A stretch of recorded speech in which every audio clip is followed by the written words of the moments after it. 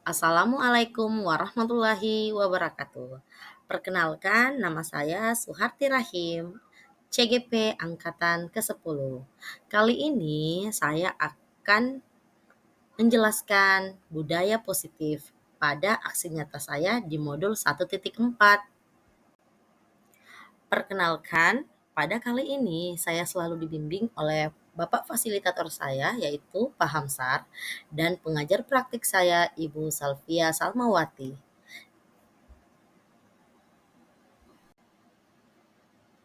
Pada aksi nyata ini dilatar belakangi oleh belum menyeluruhnya pemahaman rekan-rekan guru tentang penerapan inti budaya positif di sekolah, seperti perubahan paradigma belajar, disiplin positif, kebutuhan dasar manusia, motivasi perilaku manusia, posisi kontrol guru, keyakinan kelas, dan segitiga restitusi. Diharapkan jika seluruh konsep inti tersebut dipahami oleh guru, warga sekolah, maka akan terciptanya budaya positif yang baik di lingkungan sekolah. Murid tidak suka peraturan karena selama ini ketika mereka melakukan pelanggaran, maka akan mendapatkan hukuman yang cenderung membuat mereka malu dan merasa tertekan. Ada dua tujuan aksi nyata. Yang pertama, menumbuhkan budaya positif di sekolah dengan meyakini nilai-nilai kebajikan universal, serta meningkatkan pengetahuan dan pemahaman tentang budaya positif. Yang kedua, menciptakan murid yang merdeka dan disiplin diri yang kuat serta terbentuknya motivasi intrinsik pada murid dengan pembuatan keyakinan kelas. Tolak ukurnya adalah terlaksananya diseminasi konsep inti budaya positif di sekolah. Yang kedua, terbentuknya keyakinan kelas melalui kegiatan kesepakatan kelas yang dilaksanakan bersama wali kelas atau guru dan murid. Yang ketiga, mampu menerapkan dan menjalankan keyakinan kelas yang sudah dibuat dan disepakati. Dan yang keempat, terlaksananya penyelesaian masalah murid dengan menggunakan penerapan segitiga restitusi. Adapun dukungan yang saya dapatkan, yang pertama dari kepala sekolah, rekan-rekan guru, wali kelas, murid, guru BK, sarana prasarana yang dibutuhkan dalam membuat diseminasi penerapan budaya positif, keyakinan kelas, dan segitiga restitusi. Warahmatullahi wabarakatuh. Bagaimana kabarnya Bapak Ibu? Oke, sehat ya? Oke, kalau bergerak menggerakkan, bisa ya? Tergerak, tergerak, bergerak menggerakkan, bisa? Bisa. Kenapa yang berulang? Apa yang digerakkan? Oke, siap ya? Guru penggerak, tergerak, bergerak, menggerakkan. Oke, pertama-tama saya terima kasih banyak ya atas kedatangannya Bapak Ibu karena masih bisa menyempatkan waktunya. Saya tahu Bapak Ibu pada sibuk semua. Hari ini perkenankan saya Suharti Rahim dari kelas 1067 Sulawesi Selatan ingin mendiseminasikan terkait modul 1.4 dengan judul budaya positif ya. Oke, hari ini adalah saya mau mendiseminasikan terkait dengan aksi nyata saya menyebarkan pemahaman dan penerapan pengalaman dalam lingkup budaya positif ya. Oke, perkenalkan ini dulu fasilitator saya Pak Hamsar, ini dari Bangkalan dan pengajar praktik saya Ibu Salvia dan saya sendiri calon guru penggerak ya dari SMP 7. Oke, next. Oke, hari ini kita mau bahas terkait dengan budaya positif. Budaya positif ini merupakan perwujudan dari nilai-nilai atau keyakinan universal yang diterapkan di sekolah. Budaya positif ini dapat mendorong murid untuk mampu berpikir, bertindak dan menciptakan sebagai proses memerdekakan dirinya sehingga murid mampu mandiri dan bertanggung jawab. Ya, jadi budaya positifnya siswa yang di sini yang kita mau terapkan di mana budaya positif ini adalah nilai-nilai yang baik, kebajikan ya, nilai-nilai kebajikan. Jadi di mana guru dan stakeholder di sekolah harus bekerja sama untuk menerapkan nilai-nilai kebajikan. Hotel SD tahu? Oke, next. Di sini di budaya positif ini ada 7 yang saya mau jelaskan. Yang pertama, perubahan paradigma belajar, ya, disiplin positif, kebutuhan dasar manusia, motivasi perilaku manusia, posisi kontrol guru, keyakinan kelas, dan segitiga restitusi.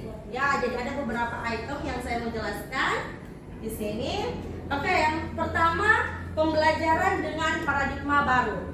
Pembelajaran dengan paradigma baru merupakan pembelajaran yang dirancang berdasarkan prinsip pembelajaran berdiferensiasi, sehingga para peserta didik belajar sesuai dengan kebutuhannya, berdasarkan tahap perkembangannya sesuai teori psikologi modern untuk mewujudkan profil pelajar Pancasila. Bapak Ibu, berapa sih profil pelajar Pancasila?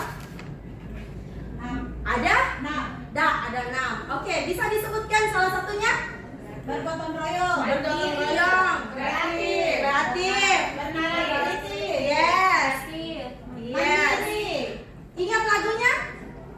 Pelajar Pancasila beriman dan bertakwa pada Tuhan yang esa dan berakhlak mulia, berkebinekaan global, gotong royong mandiri, kreatif dan bernalar kritis. Ya, saya harap Bapak Ibu harus tahu ke-6 dimensi ini ya. Apalagi kita di SMP 7 ini merupakan sekolah penggerak yang didasarkan dengan P5 ini, profil P3 ini ya, profil pelajar Pancasila. Next. Oke.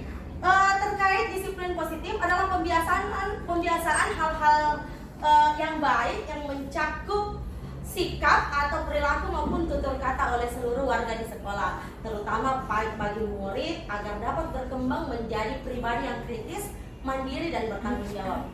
Sebagai pendidik, tujuan kita adalah menciptakan peserta didik yang memiliki disiplin diri sehingga mereka berperilaku mengacu kepada nilai-nilai kebajikan universal dan memiliki motivasi dalam diri menuju perubahan perilaku ke arah yang lebih baik. Karena biasanya itu anak-anak tuh kenapa Ki datang cepat? Kenapa Ki tidak terlambat Ki Bang? Karena takut Kak dihukum, ya? Karena memang betul-betul itu berarti ada motivasi dari dirinya, karena saya takut dihukum. Itu belum masuk motivasi dalam diri, masih dalam eksternal, ya? Contohnya saya tanya Ki, Ibu Indri, kenapa Ki cepat datang ya? Karena saya tanggung jawab saya sebagai murid, saya harus datang tepat waktu, ya. Itu sudah motivasi dalam diri. Kalau masih bilang kenapa datang terlambat? Karena takut Kak dihukum sama Pak Amin, contohnya, ya kan? Takut Kak dikasih berdiri, itu belum ada tanggung jawabnya dalam diri. Oke? Bisa ya? Bisa diterima? Bisa. Oke, terima kasih. Oke, yang ketiga terkait kebutuhan dasar manusia. Jadi kalau kita itu pasti ada kebutuhan dasarnya, baik guru, siswa, siapapun itu. Jadi kebutuhan dasar manusia itu sesuatu yang kita lakukan untuk mendapatkan apa yang kita inginkan. Seluruh tindakan kita lakukan ini memiliki tujuan. Semua usaha terbaik yang kita lakukan agar kebutuhan dasar kita terpenuhi dengan baik. Jadi setiap anak pasti ada kebutuhan dasarnya. Kita pun juga ada mungkin kebutuhan dasar ada 5 ya. Yang pertama adalah bertahan hidup. Kita punya makanan, pakaian, tempat tinggal, keamanan dan kesehatan. Siswa itu dan kita pastinya sebagai manusia pasti kita membutuhkan seperti ini. Yang kedua, kasih sayang dan rasa diterima. Makanya setiap siswa itu jangan dia pasti ada rasanya, saya mau disayangi sama guruku, ya kan? Rasa diterima, ada mau dipedulikan, ada kerjasama dan menjadi dalam satu kelompok. Itu pastinya di setiap manusia pasti ada begituan. Penguasaan, ada harga diri, keinginan untuk dianggap, memimpin, berprestasi dan diakui dan didengar ya. Jadi kalau sebenarnya kita seorang pendidik, kita harus tahu kebutuhan dasarnya para murid kita, para peserta didik kita. Oh, berarti ini peserta didik ini maunya seperti ini ya. Makanya kita alhamdulillah karena sebelum kita masuk di pembelajaran ada namanya minat dan bakat toh, tes diagnostik tes ya kan. Oh, ditahu ini anak-anak minat dan bakatnya seperti apa ya kan. Yang keempat adalah kebebasan. Mandiri, memiliki pilihan, mencoba hal baru dan mampu mengendalikan arah dirinya. Dan yang keenam, untuk kebutuhan dasar manusia ini adalah bermain, humor, antusias dan tertawa. Ini yang harus kita miliki dan kita harus tahu bilang, oh beginilah anak-anak sebenarnya. Jadi kalau sebenarnya memang anak yang suka bermain-main di contohnya dalam kelas atau dia kinestetik ya, memang pada dasarnya dia seperti itu ya. Cuman kita mengarahkan dengan nilai-nilai kebajikan. Oke? Namanya berproses. Lanjut. Yang kelima adalah posisi kontrol guru ya. Di sini sebagai guru kita harus tahu kita sebenarnya guru ini sebagai apa. Ya kan? Jadi ada 5: penghukum, pembuat rasa bersalah, teman, pemantau atau manajer. Oke, saya kasih lihat videonya di sini. Mungkin bisa di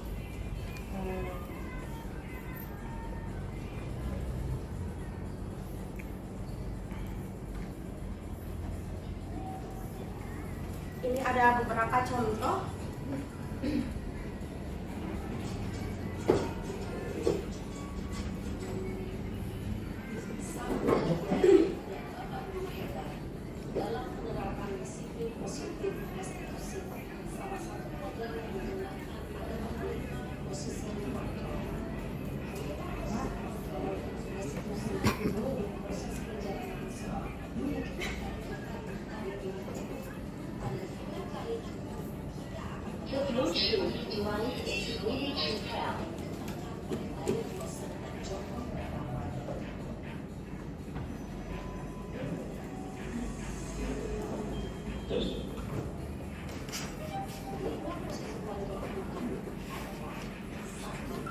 Oke, posisi penghukum ya.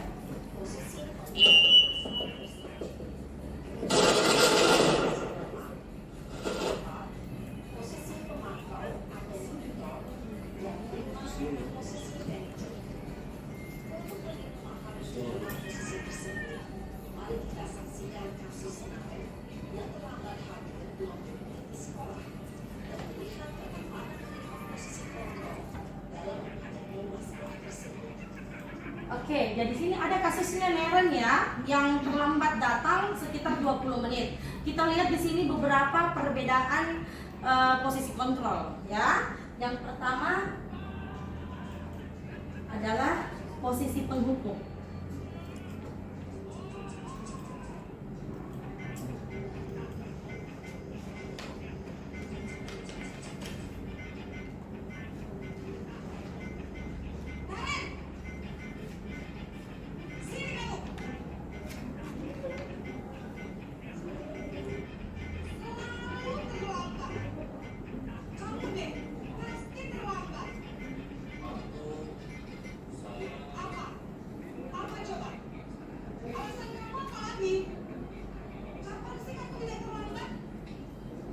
Meja Bu.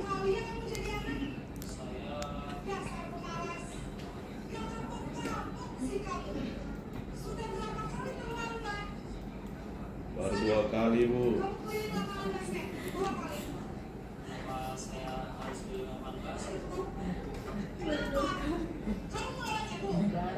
Berani-beraninya jawab. Tidak berani Bu.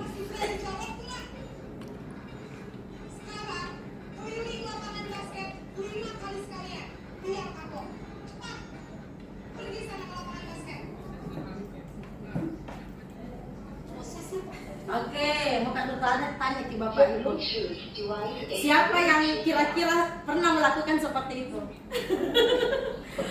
Memang tahu ini terlambat ini, ya? Iya, cuma aku tunjuk-tunjukin. Nggak pernah ya. Ya, nggak pernah. Kalau semuanya pergi di situ. Saya rasa juga saya pribadi saya juga nggak pernah melakukan hal yang seperti itu ya. Itu betul-betul pada posisi kontrol sebagai penghukum ya. Dia tidak memandang bilang ini adalah pokoknya penguasa. Oke, lanjut. Menunjuk-nunjuk, menyakiti, hukuman bisa berupa fisik maupun psikis. Bapak guru hebat. Dampak yang terjadi pada murid ketika guru berada pada posisi penghukum adalah murid cenderung akan memberontak, bahkan memandang. Oke, itu dampaknya ya. Lanjut. Posisi kedua, posisi membuat merasa bersalah.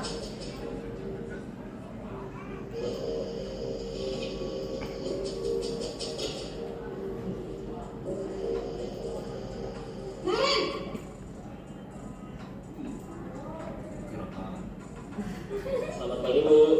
Naren. Kamu kenapa terlambat lagi, Nak? Ya Tuhan, Naren. Kamu senang ya bikin ibu susah ya? Kalau kamu terlambat lagi, nanti ibu yang tegur bapak kepala sekolah, Nak. Disangka ibu tidak bisa mengundang kamu. Duh, gimana ini? Ini anaknya terlambat, Bu. Maaf, Bu. Baru datang, Bu Bu. Gusti, Naren. Kamu suka ya kalau ibu tegur bapak kepala sekolah? Terus, sekarang ibu harus tulis apa ini di buku absen? Ini kamu sudah sering terlambat loh. Ibu harus apa coba? Maaf Bu, maaf sekali. Ya sudah, lain kali jangan bikin ibu susah lagi ya Nak ya. Ibu tidak akan kuat lagi kalau kamu begini terus. Bisa jantungan kalau ibu tegur bapak kepala sekolah. Sana cepat ke kelas. Maaf ya Bu, maaf sekali. Oke, siapa yang pernah melakukan seperti ini?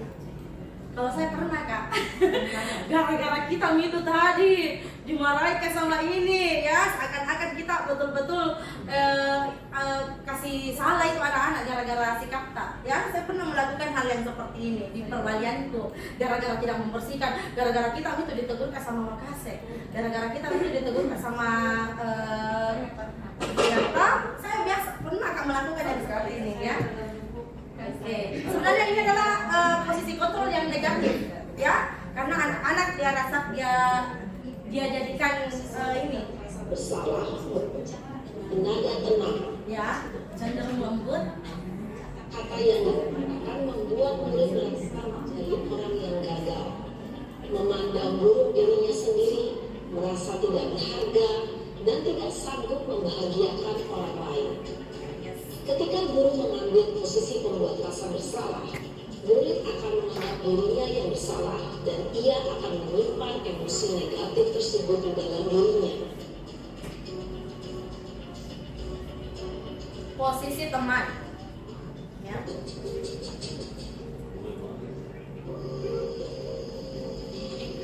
Ini mie gorengannya, Bu.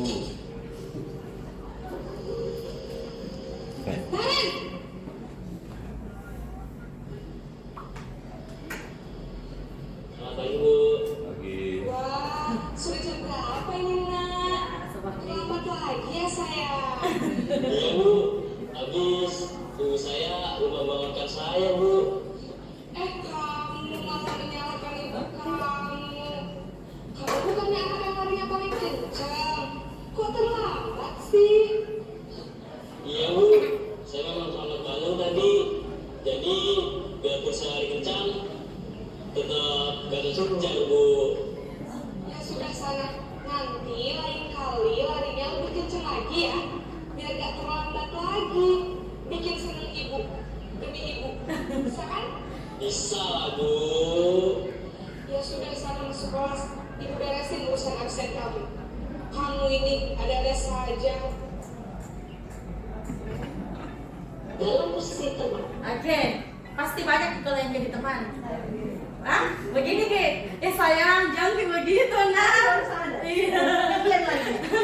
Jadi memang ini antara bisa dikatakan positif tengah-tengah ya. Jadi ada baiknya, ada juga negatifnya, ada positifnya, ada negatifnya. Tapi saya biasa aja begini, ini saya biasa kadang saya bilang yes nih, ya, dengan suaranya yang lembut. Kita lihat penjelasannya.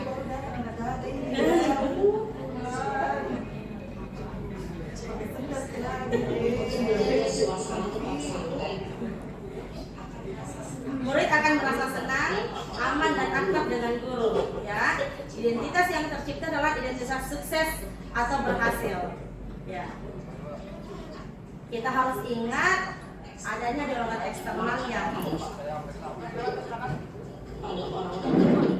Di sini guru aksennya, sehingga di lain waktu murid bisa berperilaku baik, namun hanya kepada orang-orang tertentu saja. ya. Jadi mungkin cuma Ibu Endri dia nakes begitu karena selalu ada panggilkan saya, enggak semua guru. Ya, lanjut posisi keempat sebagai manajer atau pemantau.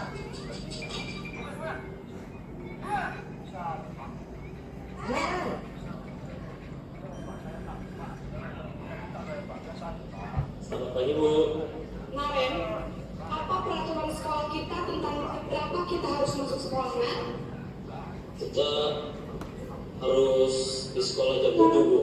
Iya betul, sekarang sudah jam 7.20. Naren sudah tahu konsekuensinya jika terlambat hadir. Paham Bu? Saya harus tinggal kelas pas jam istirahat selama 20 menit. Iya benar, konsekuensinya demikian.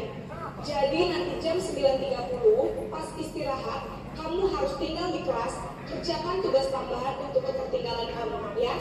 Baik Bu. Posisi pemantau. Oke, pemantau. Ada dia katakan dia kasih ingat dulu peraturannya di sekolah, ya. Kalau tadi penghukum langsung hantam, toh. Tapi kalau pemantau, kalau yang manajer itu dia tanya dulu apa kira-kira konsekuensinya kalau aku datang terlambat. Ya, ini positif juga ini. Ya, intinya kita saling kerjasama sama siswanya. Dikasih ingat lagi peraturannya. Hitungan atau data untuk mengontrol murid. Guru mengarahkan murid berdasarkan peraturan dan konsekuensi. Seorang pemantau menunjukkan bahasa tubuh dan ekspresi wajah yang datar dan cenderung formal. Oke, yang terakhir posisi manajer. Apa nih? Nah,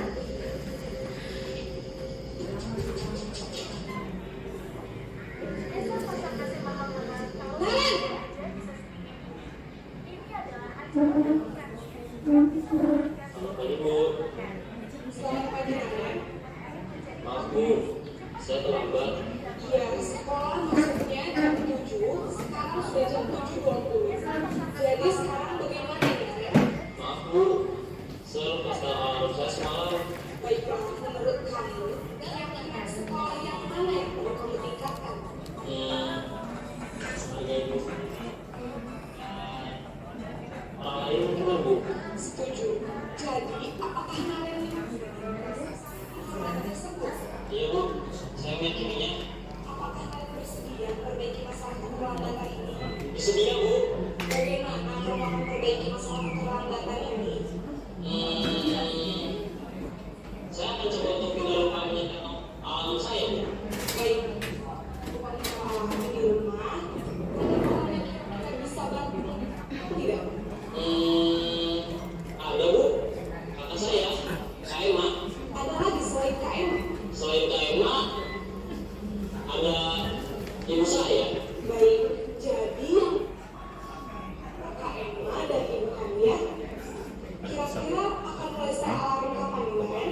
Setelah pulang sekolah, akan segera saya lakukan.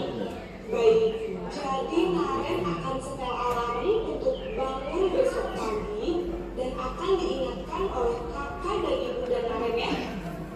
Ada lagi yang perlu dilakukan Naren? Agar tidak terlambat bangun lagi. Tidak ada Bu. Baik Naren, terima kasih untuk kerjasama kamu. Sekarang kamu perlu kembali ke kelas untuk belajar. Baik Bu, terima kasih. ini tadi Posisi manajer adalah posisi kontrol yang disarankan untuk membimbing murid memiliki sikap disiplin yang positif, yaitu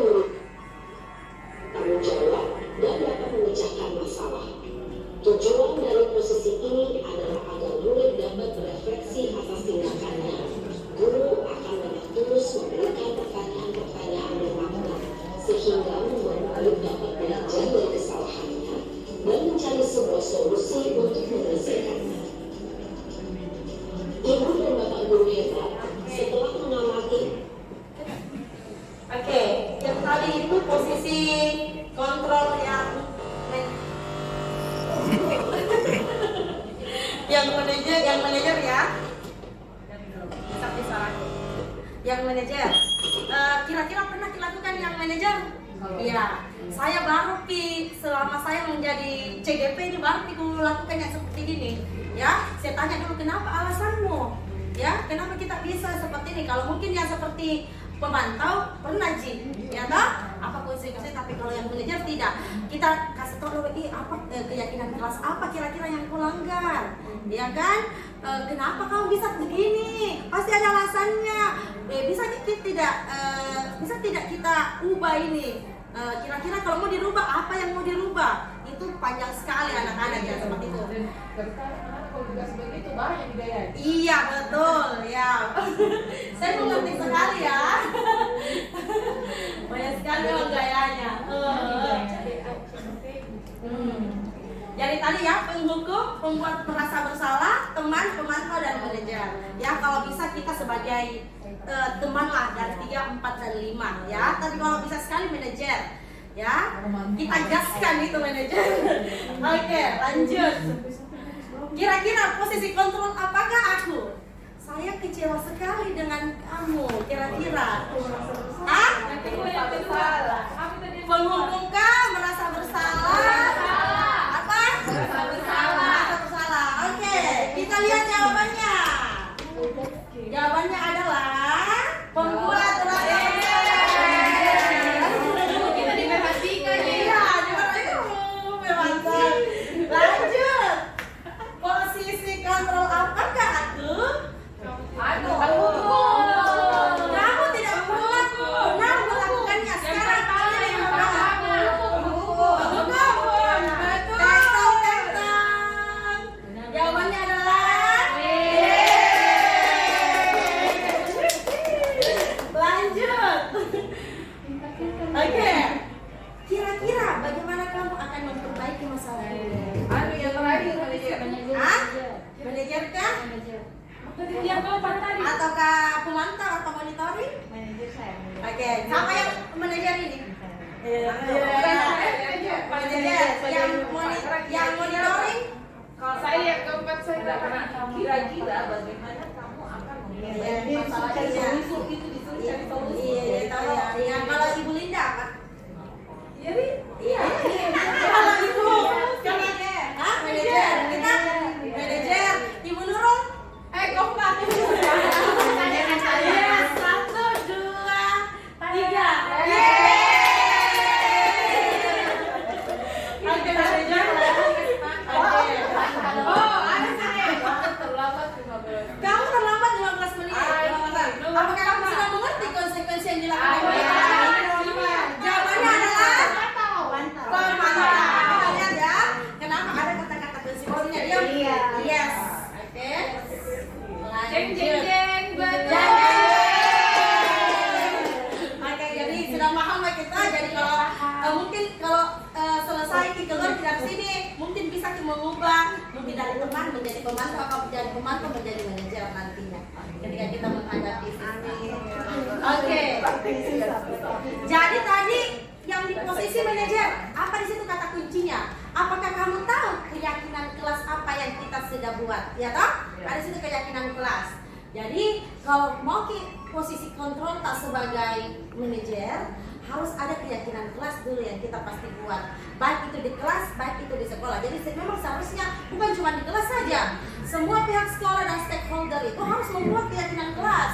Contohnya disiplin, datang tepat waktu dan harus terpampang nyata itu di depan ini tata tertibnya, ya kan? Jadi keyakinan kelas ini merupakan kesepakatan kelas yang diyakini bersama guru dan murid dengan harapan dapat meningkatkan disiplin murid. Ingat, keyakinan kelas ini berupa pernyataan yang universal, dibuat dalam bentuk positif dan bersifat abstrak. Keyakinan kelas ini hendaknya tidak terlalu banyak sehingga mudah diingat dan dipahami.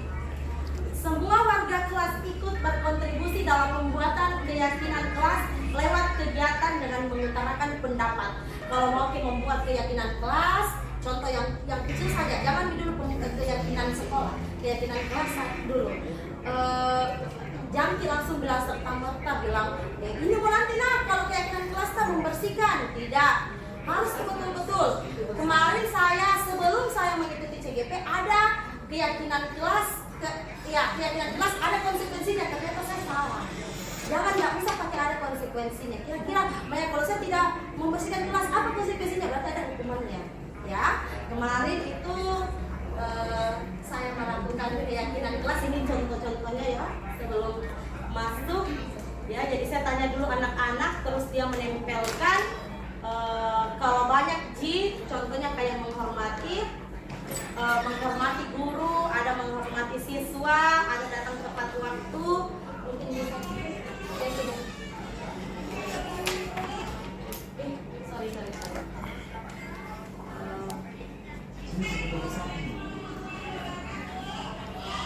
Ini ada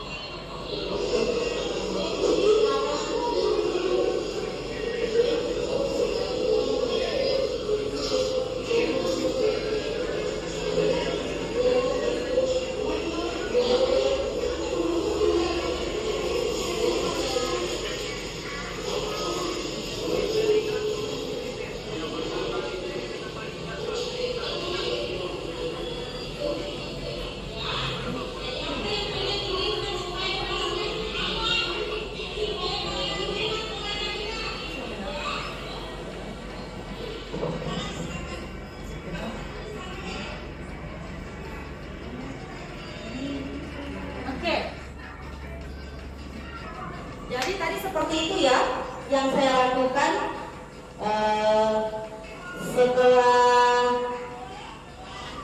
Setelah dia tempel, kebanyakan di situ dia tulis saling menghormati. Tidak ada kata negatif lagi.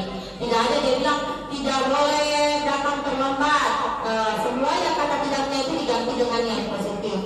Ya, kemarin itu ada dia bilang dia tuliskan saling menghormati.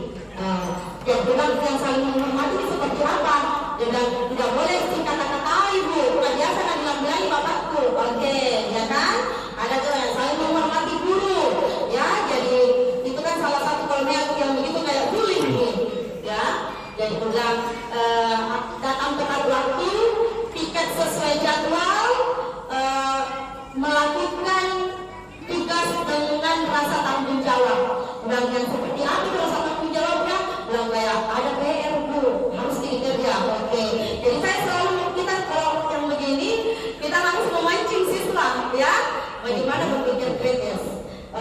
Kalau kita berbicara tentang keyakinan kelas, pasti selalu ada posisi kontrol sebagai manajer. Jadi posisi keyakinan kelas, ada posisi kontrol sebagai manajer, dan yang terakhir yang terakhir adalah dengan menggunakan segitiga restitusi, ya. Jadi kalau mungkin kita sebagai guru posisi kontrol, kita sebagai seorang manajer, ini yang kita pakai segitiga restitusi. Yang pertama adalah menstabilkan identitas. Jadi ada dua ya. Dari sini dulu, ya. Menstabilkan identitas. Yang kedua validasi tindakan yang salah. Yang ketiga menanyakan keyakinan. Ada keyakinan. Berarti tadi yang tentang keyakinan kelas. Jadi segitiga restitusi adalah suatu proses dialog yang dijalankan guru atau orang tua agar dapat menghasilkan murid yang mandiri dan bertanggung jawab. Segitiga restitusi ini membantu murid memiliki tujuan disiplin positif dan memperbaiki dirinya setelah berbuat salah. Restitusi ini bukan untuk menebus kesalahan, namun untuk menebus kesalahan, namun untuk belajar dari kesalahan. Ya, jadi dia ingat dia salah, ternyata saya harus sebenarnya begini, ya kan? Oke, jadi ada 3 dari segitiga restitusi. Yang pertama menstabilkan identitas. Jadi berbuat, biasanya guru dia bilang gini, nggak apa-apa Jina, berbuat salah itu manusiawi. Oke, tidak ada manusia yang sempurna. Nah, mungkin bapak dan ibu juga pernah melakukan hal seperti itu. Ya, itu biasa yang diucapkan dulu. Kalau mau distabilkan dulu identitasnya. Bapak di sini, ibu di sini tidak mau mencari siapa yang salah, tapi ingin mencari bagaimana permasalahannya ini cepat selesai. Oke, Bu, saya marah-marah Kak Bu. Jadi langsung bilang gurunya, kamu berhak memang merasakan seperti itu. Ya, semua kita kalau menyelesaikan masalah berita ini bisa melakukan segitiga restitusi. Yang kedua, setelah menstabilkan apalagi identitas, ada namanya memvalidasi tindakan yang salah. Ada bahasanya, kamu pasti punya alasan mengapa kamu melakukan ini. Kenapa tadi datang terlambat Linda? Pasti ada alasan betul? Kenapa? Terlambat ke bangun. Ya, terlambat bangun itu alasannya. Kenapa bisa terlambat bangun? Karena main game Bu, atau chattingan aku sama ini Bu, ya. Jangan terlambat tertidur. Jadi lebih buruk dari ini ya. Kamu patut bangga pada dirimu sendiri karena kamu telah melindungi sesuatu yang kamu buat. Itu validasi tindakan yang salah. Pokoknya dikasih dulu anak-anak deh, dikasih positif dulu pikirannya. Lanjut, yang ketiga menanyakan keyakinan kelas. Yang tadi lakukan ibu guru kepada Naren, bilangin apakah keyakinan kelasmu yang kamu langgar, ya kan? Oh disiplin Bu, saya harus datang tepat waktu. Oke, apa dia tanya gurunya, apa keyakinan kelas kita, ya? Nilai-nilai apa yang telah kita sepakati untuk keyakinan kelas supaya kamu tidak melakukan hal ini.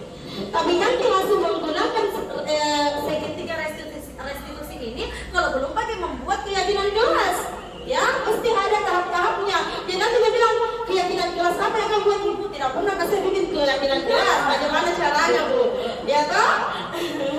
Jadi kira-kira dari seperti apa gambaran kelas yang kamu sepakati? Kayak contohnya sudah lagi buat menghormati Bu, saya salah Bu.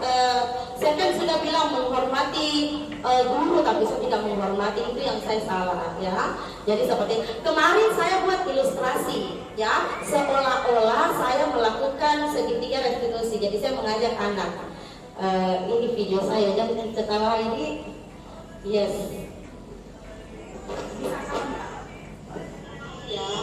Ya, seakan-akan saya memanggil sesuatu. Tahu tidak? Saya dapat informasi dari informasi Ketawain. masalah ya. Iya. Sama siapa? Sama Andini.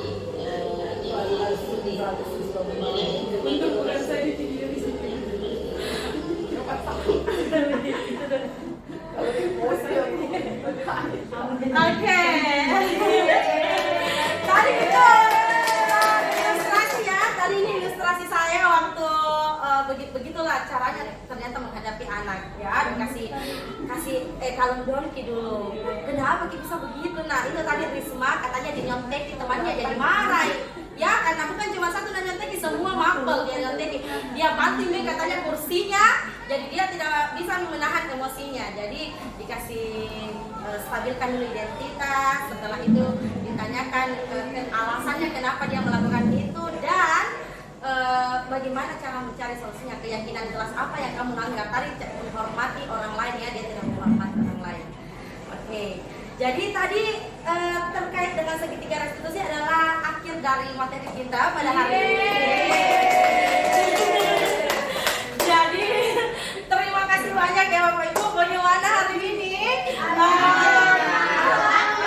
Bisa diterima materinya? Iya, ya alhamdulillah ya, saya yakin kalian adalah guru hebat.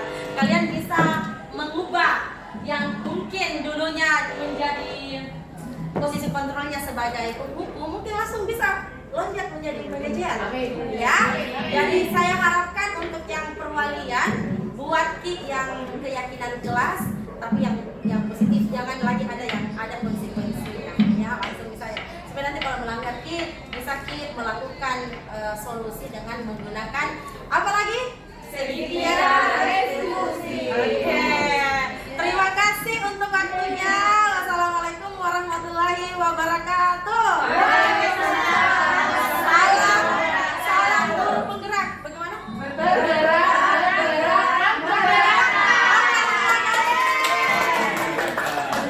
Assalamualaikum warahmatullahi wabarakatuh.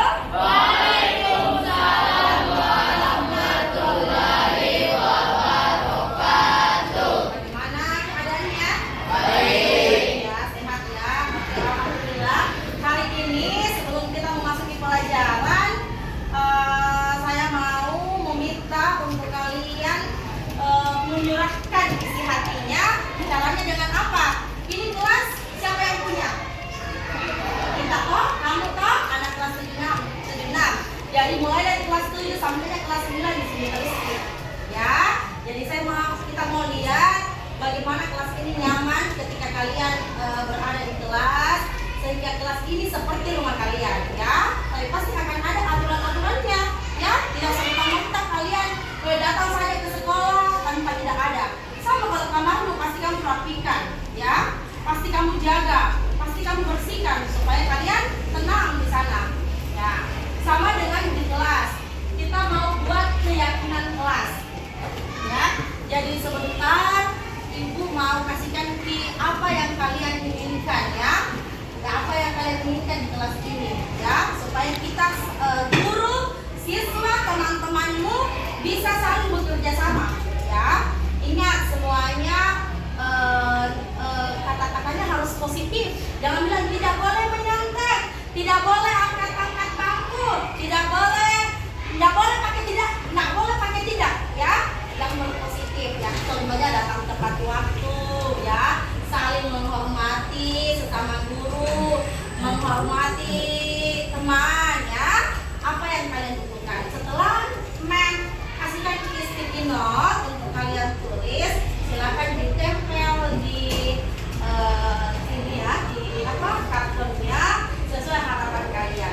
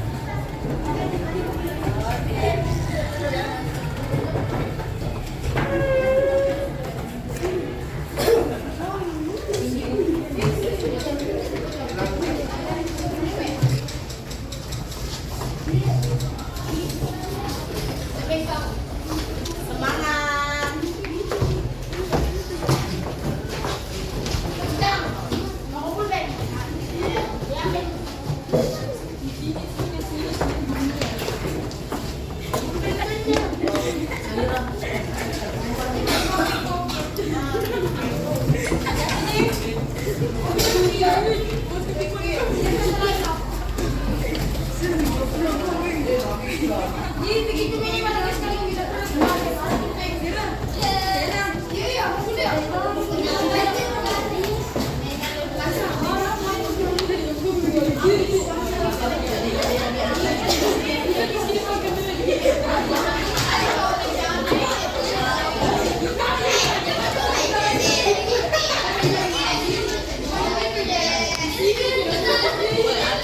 sudah semua ya? Oke, sudah semua? Oke, ini mau baca keseluruhannya saja ya. Jadi kalau ada yang sama, berarti saya tidak baca. Oke, kebanyakan. Yang pertama, pikir sesuai jadwal. Oke ya, memang harus pikir sesuai jadwal. Jangan dibilang, yang hari punya tidak datang. Ya, ataukah nanti pokoknya setiap kalian melihat kelas kalian yang kotor, silakan menyapu. Berarti mulai dari pagi sampai nanti pulang, itu jadwal kita sebenarnya. Ya, jangan cuma dibilang pagi saja. Oke, lanjut. Menghormati teman. Ingat, kalian yang meminta. Ada beberapa temanku yang menghormati teman. Jadi kalian harus saling menghormati di dalam kelas, maupun di kantin, maupun di luar. Ketika kalian tidak ada baku bilang-bilang ya, baku si kata-katain, tidak ada. Kita saling menghormati. Lanjut. Ada menghormati teman, ada menghormati guru. Yes, ya. Ini bagus sekali. Kenapa? Karena ada yang di sini menghormati gurunya, dia kasih pisah sih. Karena banyak anak-anak yang kalau jalan di depannya gurunya, langsung di jalan. Ya. Tabe, ada namanya orang tabe. Ya, dibungkukan badannya sedikit. Ataukah biasa kalau ada ketemu, halo mem. Usahakan mengucapkan salam. Bilang tuh tidak gaul kalau begitu. Tidak ada kata gaul di dalam lingkungan sekolah ya. Jadi usahakan assalamualaikum ibu, assalamualaikum mem. Jangan bilang halo mem. Lah, kenapa selalu begitu? Kalau depannya. Lanjut. Tanggung jawab mengerjakan tugas. Saya suka sekali nih. Siapa yang tadi yang tulis ini? Bagus sekali ya. Tanggung jawab mengerjakan tugas. Jadi kalau ada tugas jangan bilang dikerjakan di sekolah atau ada di temanku. Ada di anu putra ahli itu yang Keki. Nah, ya. Jadi harus mengerjakan tugas dengan tanggung jawabnya. Menghormati. Ya, dan ini yang paling terakhir ya. Datang tepat waktu. Kenapa? Siapa yang tahu? Datang tepat waktu. Siapa di sini yang tak pernah yang sekarang kita di kelas ini selalu jikit datang tepat waktu. Mungkin ada di beberapa yang siswanya yang yang selalu telat, tapi bukan di kelas ini. Oke, jadi kita sepakat ya? Sepakat dengan ini? Sepakat ya? Oke, jadi ada piket sesuai jadwal, menghormati teman, menghormati guru, datang tepat waktu, dan tanggung jawab mengerjakan tugas. Nanti kita rangkum menjadi satu, dan lalu kita tempelkan di dalam kelas. Jadi kalau ada yang melanggar, diingatkan ya. Kalau sampai 3 kali tidak terlambat, 3 kali dia lakukan ya mesti ditindaklanjuti. Oke, semangat semua? Semangat. Oke, sekian ya untuk hari ini ya, untuk keyakinan kelas kita. Insya Allah besok kita terapkan di kelas.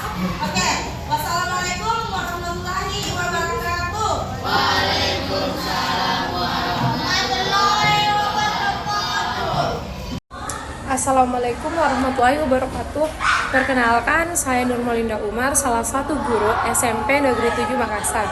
Nah, pada kesempatan kali ini saya akan memberikan testimoni dari presentasi yang telah dibawakan oleh Ibu Suharti Rahim. Nah, berdasarkan hasil presentasinya, banyak pembelajaran baru yang saya dapatkan, mulai dari disiplin positif dan segitiga restitusi. Bagaimana cara kita untuk berkomunikasi dengan baik kepada anak-anak, bagaimana mengingatkan cara untuk selalu disiplin baik di dalam kelas maupun di luar kelas, menaati segala aturan, dan bagaimana cara berdiskusi dengan baik dengan anak-anak. Assalamualaikum warahmatullahi wabarakatuh. Perkenalkan, nama saya Sunarto SPD, salah satu rekan guru dari Ibu Suharti Rahim selaku CGP angkatan ke 10 Nah, pada kesempatan ini saya akan memberikan testimoni berkaitan dengan disiplin positif yang sudah didiseminasikan di sekolah kami. Alhamdulillah sejauh ini kami mendapatkan informasi terbaru, pengetahuan baru terkait dengan keyakinan kelas dan penerapan segitiga restitusi. Hal ini tentu menjadi wawasan baru bagi kami sekaligus referensi bagi kami ke depannya sebagai seorang guru untuk bisa kemudian lebih memperhatikan peserta didik dalam hal ini sebagai objek dalam pembelajaran, supaya guru ketika melakukan proses pembelajaran terlebih dahulu memperhatikan hal-hal seperti ini, bahwasanya ada keyakinan kelas yang harus dibangun supaya guru dengan siswa terbangun yang namanya komunikasi yang baik. Kemudian ketika ada yang mungkin keliru dalam mengambil tindakan dan seterusnya, ada penerapan segitiga restitusi yang kemudian mengembalikan kepercayaan diri kepada diri murid itu sendiri. Dan itu adalah hal yang sangat positif bagi saya pribadi sebagai guru yang kemudian mendapatkan informasi dari Ibu Suharti Rahim. Terima kasih. Assalamualaikum warahmatullahi wabarakatuh.